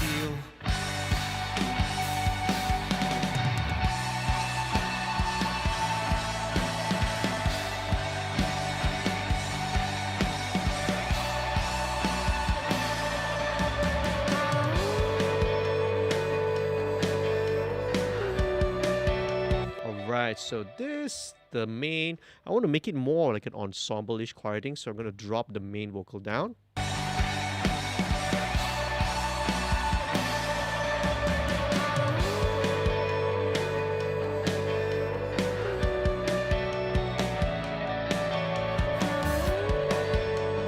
bit more, I think, about 3 dB down. And then when it comes to the quiet,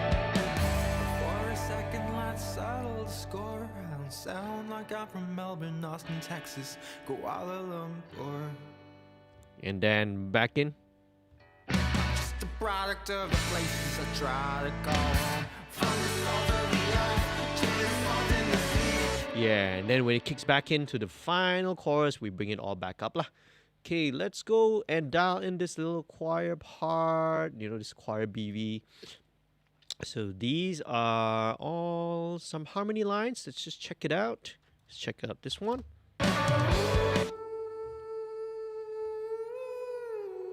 Just take out some of the bottom end. You don't need anything.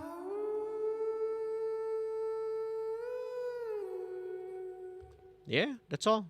That's all it needs. It doesn't need anything, you know, super complex than that.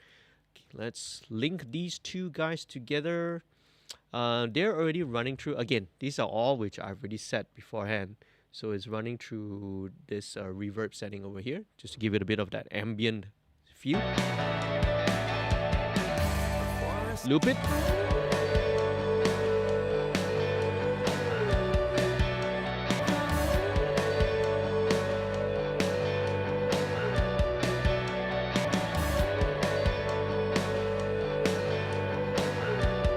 Okay, I'm gonna mute the main vocal first. I just want to get majority of the tone from this, from these BVs here.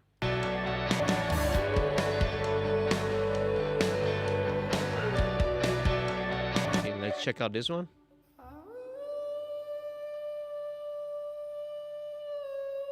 Okay, this is like a higher harmony. Let's link the two and just balance it.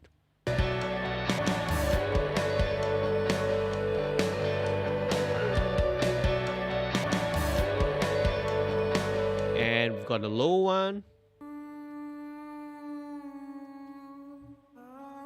Okay, this one has got, yeah, about 860, 850. So let's copy this over. Same thing. Link the two. Blend it in.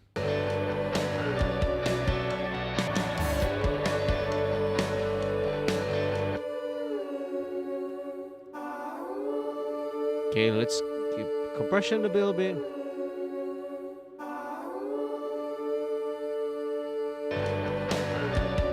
Alright, okay, so now just a matter of just blending in this lead lah. Okay. So probably down about,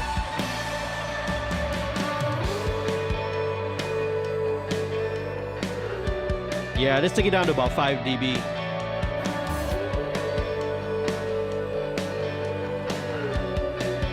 And then, oh, I didn't mean to loop it. It was in a loop. So yeah, so bring it down about, I think 4.5 actually. Right, just bring it down to about 4.5 so that it sort of more blends in with the all the overall choir BVs instead of standing out as a solo. But again, we'll see how. Right, we'll see what Azim prefers lah. Yeah, so I'm just having it blend in with these.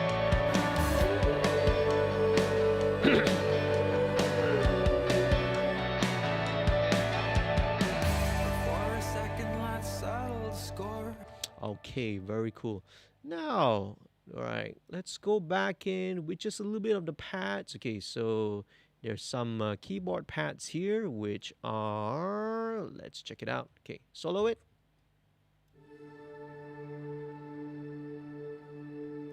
Very simple. This was already provided by Azim. What I will do is let's spread these guys out a little bit lah. Right, with pads, I don't mind, and I actually do like to spread them out a little bit outside of the speakers. Also fine. That's okay. It's not gonna be much of a issue. So let's bring in S1 Imager. Okay, super old plugin, which is so old, but you know, these are simple principles of stereo widening lah. About 1.5 is good. Yeah, I have to push it out slightly outside the speakers. Right? Yeah. So there we go. Just blend this baby in.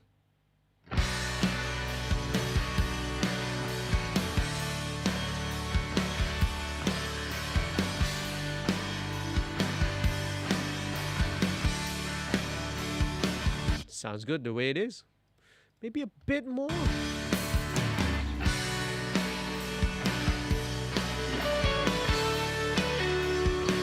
Okay, I'm gonna just take out 3K in case. Just kind of anticipating that I might need it when it's in the chorus.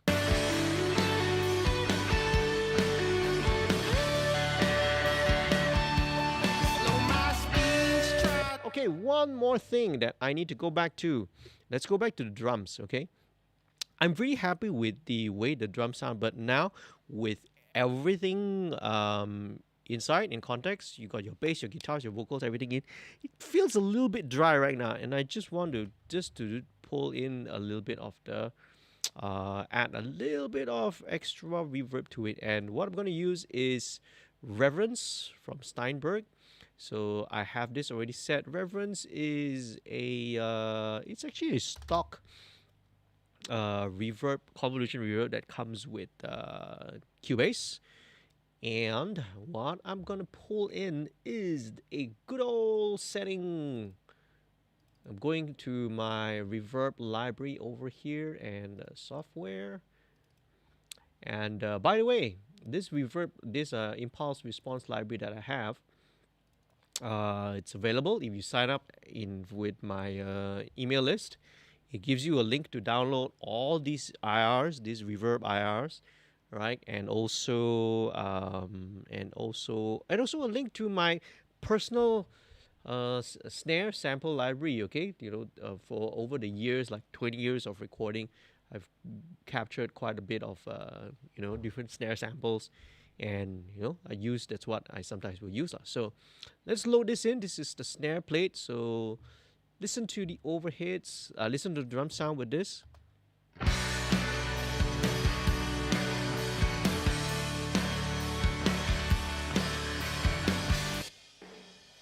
Okay, cool. Okay, so it does bring out a little. Needs to take out a little bit of the 430 here.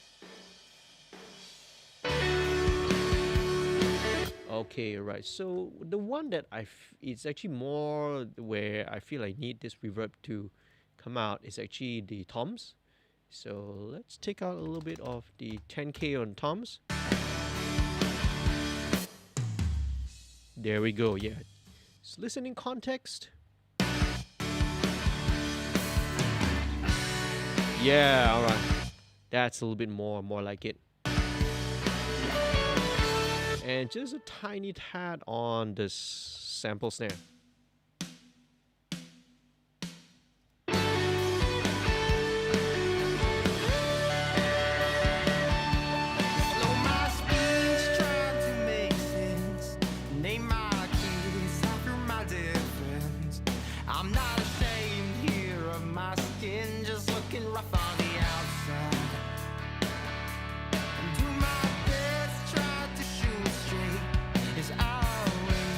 Right, okay, so I feel like maybe a need to sort of EQ it a little bit more, take out a little bit more of 200 on the kick.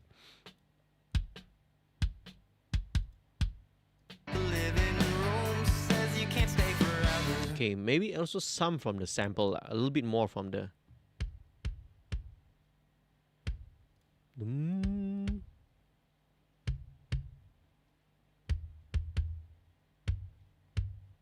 Yep. Okay. So it's the same. That same 101 frequent hertz there. Just a little bit more. Slightly wider. Yeah, because I felt it kind of bordered and interfered a little bit with the bass guitar, so that just helps to deal with it, lah. Where are we right now, man? So how's it going? It is only 11:15 and it's pretty much there already. So this is gonna be a real short one, I think. Short live stream, because a lot of the tone sculpting and the tone shaping already took place during the recording. We made sure we we made sure I recorded really good drum sounds, really good bass, everything was pretty much tone wise was already determined, right, during the recording and the tracking section itself. We got good sounds, and when it comes to mix, it's just a matter of just fine-tuning a little bit here and there. So, yeah, man, I actually say that I'm pretty much already 80% there. Usually, sometimes with other mixes, right, as you see on other live streams, it probably takes about 3 hours plus to kind of get where we are. But because everything sounded so good, all right, everything already sounds good the way it is, the way we recorded it. It's just a matter of just balancing it together. And that took me what? It took me just slightly above more than 1.5 hours to do it. What typically, it's half the time. It saved me so much time, in just getting the right sounds. So, so again, I guess this is a great example to show you that getting a good mix, your end result has got so much to do with how you recorded it, how the song was written, the arrangement. It's a lot less to do with whatever mixing skills or plugins or gear that we use, man. But last of all, maybe just drop in a little bit of my usual fairy dust. Let's put in the SPL iron. I love using iron, all right? Usually I'll drop this at the end, okay? Just to add a little bit. This I will set for MS mode. So this really helps to give you a little bit more separation and a little bit more space to everything. Take away the output compensation, all right? Okay, and let's listen to it. Ooh. Very subtle. You can see it's barely touching. Just a fraction of a dB, not even half a dB of a gain reduction. This is mainly just to help to, give a little bit of separation. Do I need to tape roll off? I like that.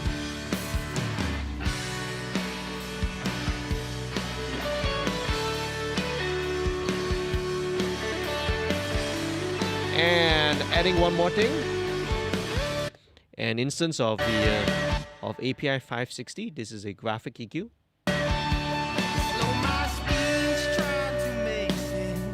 This one does nothing, right? There's no boost, no cut, no nothing on this. It's just this helps to solidify the center. It's a trick which I learned from another mastering engineer. That's pretty much it, actually. I wish there was more I could show you guys, but you know, a lot of the magic took place during the recording session itself. You know, we got good sounds, got good tones, so the mix is just more about balancing. One last thing, right? I'll show you though before we wrap it up.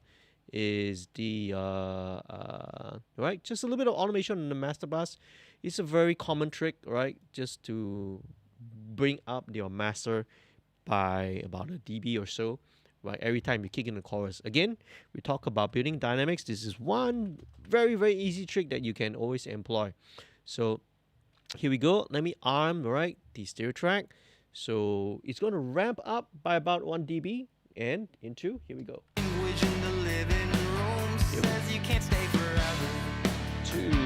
3,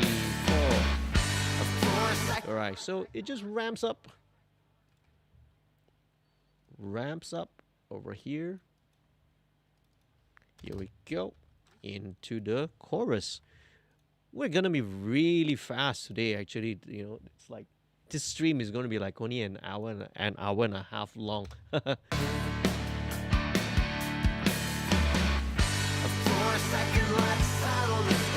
Okay, right. So this is actually okay. The attack's actually on the 4 end. So let's start this a little earlier lah. It starts on the 4 end, and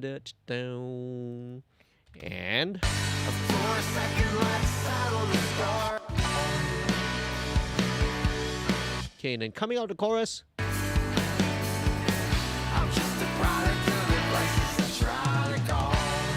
Okay, ready to right. So this one will be a much shorter ramp back down. Okay, ramp it back down to...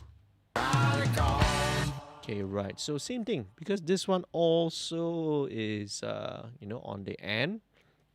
It's all on the end. It's all anticipated attacks. Let's copy this over. Let's go second chorus. All right. Okay, so here goes. Copy it.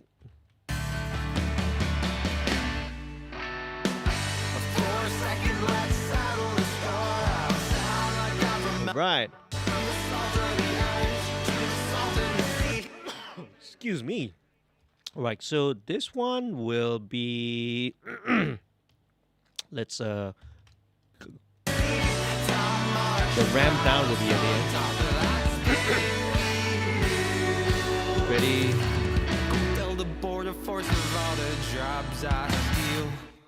All right, okay, so this one will be a little bit, okay, this will need to be a slightly different ramp down, okay?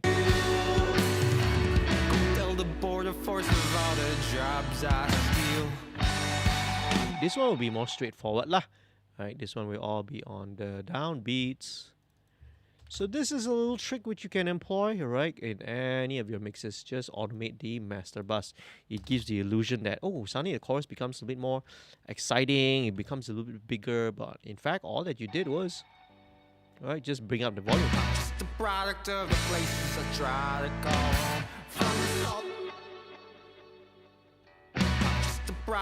Okay, right. So this one, let's see, where should this...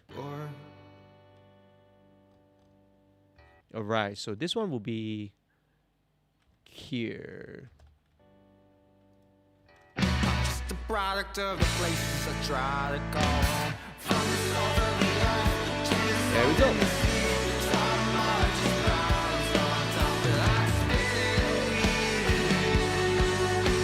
Okay, Okay, this last lead part, yeah, I need to drop it down by a little bit. By about just 1 dB. 1 or 2 dB, I think. 2 dBs lah. Yeah. Product of the places I try to go home. From the salt of the earth to the salt in the sea. And that's it. We're done. We are done. What else is happening? Aizat says polishing drum hardware sambil dengar. Wow, okay. All the maintenance work in the studio, man. Okay. Hope the studio is doing fine, right? Hopefully one day we can drop by. I can drop by and drop by for a visit, man. So there we go. Right. So I've showed you pretty much, what I deal with this, and this is a great example again of how when the tracks come in, the quality of the tracks that are coming in has so much influence and such a big factor to how your mix turns out. It's really sounding great. There's not much that I need to do. So, that's why we've finished this stream in record time in less than 2 hours. So, super awesome. Let's listen to it one last time, all right? This is going to be, right, the brand new single from Azim Zain and his Lovely Bones, right? You can't stay forever. Stay tuned, right? I suggest you go and check out the artists. All the social media links are all down below. Once again, if you want to support this week's featured artist in this video, right, Azim Zain, sign up to become a patron, okay? Patreon memberships are as low as $1 a month, which is like 4 ringgit, right? 50% of your contribution is going to go to supporting the featured artists, okay? Right, and the other 50%, of course, is to help to support the channel, support the creation of more content such as this, right? All the weekly live streams and the videos that we do. Stay tuned for some more stuff. Okay, next week there is no live stream next week, right? Because I usually do this on 2 weeks bi-weekly. But next week, I've got a special treat, right? Especially for fans of Malaysian underground and Malaysian music, because right, I have my conversation and my chat, my podcast episode with Emmett of Butterfingers, right? Emmett I. So stay tuned. That's going to come out next week on my channel. Okay.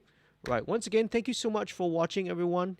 Please leave a like, do share this with your friends, do subscribe, go and check out Azim Zain, right, and his other music which is released before that, and follow him on Instagram and all his social media platforms. I'm sure once this song and this single is out and once it's done, right, it's gonna be awesome. Okay, right, so good night, folks. Let's take a listen, one last listen to the tracks, and we'll see you again real soon in another video, right?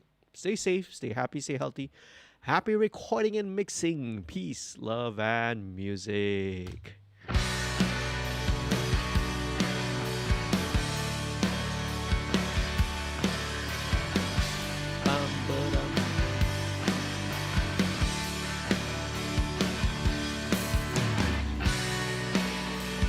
Okay, solo.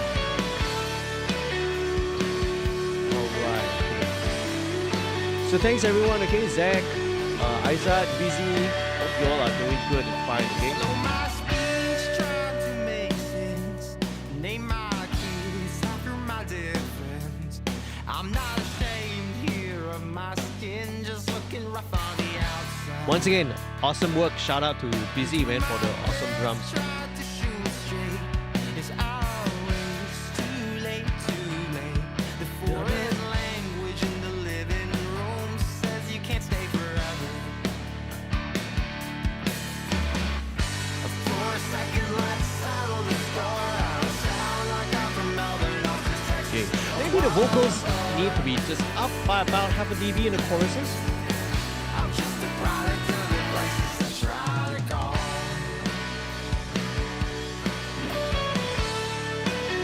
But that's just me lah. Just about half a dB up.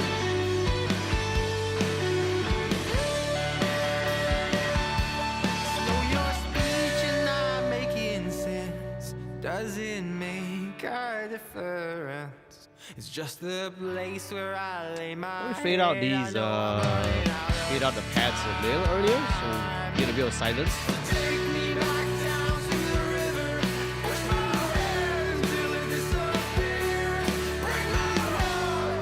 Same thing, right? These patches already fade out earlier.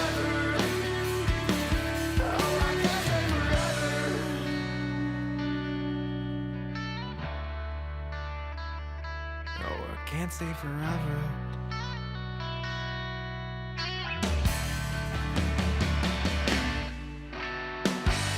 Yeah, this doesn't need the pads there.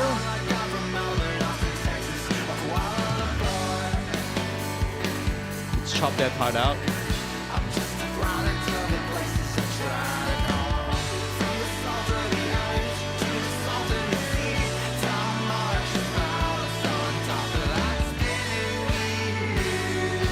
little bit of automation, I think, to this fill here, to help it stand out a little bit.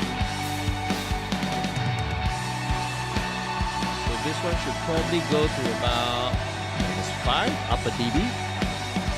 So these are just thoughts, my thought processes lah.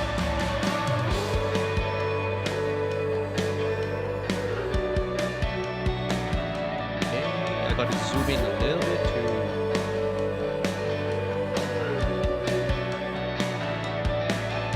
Okay, coming out of the solo bridge to the last chorus. Sound like I'm from Melbourne, Austin, Texas, Kuala Lumpur. Then final chorus. The product of the places I try to go. Oh hey, hey Azim, thanks for jumping in. We're right at the end of the stream, man. Right, Azim Zain, the artist himself, is there. Big shout out to Azim, man. Right, Busy is in the chat as well. We got Zachariah, we got Isaac. Right, so already sounding good. Glad you like it, man. All right, so what I'll do is, like, after this, right, watch maybe some more few tweaks, give myself a little bit of ear break, come back and revisit it like fresh again in the morning. And once it's done, right, we will send it over to you lah. Okay, again, what else is it? Bawa aku balik ke sungai, nak buat apa kat sungai tu? What? What's that, Aiza? That's like random. Is that like a translation of the lyrics? Anyway, man, thank you so much, folks. All right, Azim, thank you for joining in. Okay, hopefully finally made it home in time. Oh, just finished work. Okay, awesome, man. Well, you can sort of watch this later in a replay anyway, right? We'll usually put up, do a lot of timestamps. The front half, the first half hour, usually edit it out as well. And then have all the timestamps later on in the video, so that it's easy to, like, for people who are watching this on the replay later on, they can sort of navigate to the different sections where I'm talking about different parts and working on different elements of the mix. So thank you so much, right? I appreciate Azim for letting me feature his song on this. Stay, right? Once again, right? Go and follow Azim. Details are all down in the description below. Become a patron, become a subscriber if you want to help to support the artist, okay? Become a Patreon subscriber lah, okay? So good night, folks, right? We let's call it a night. I'm gonna wrap. Thank you so much. See you again. Stay safe, okay? Good night, folks. Bye-bye.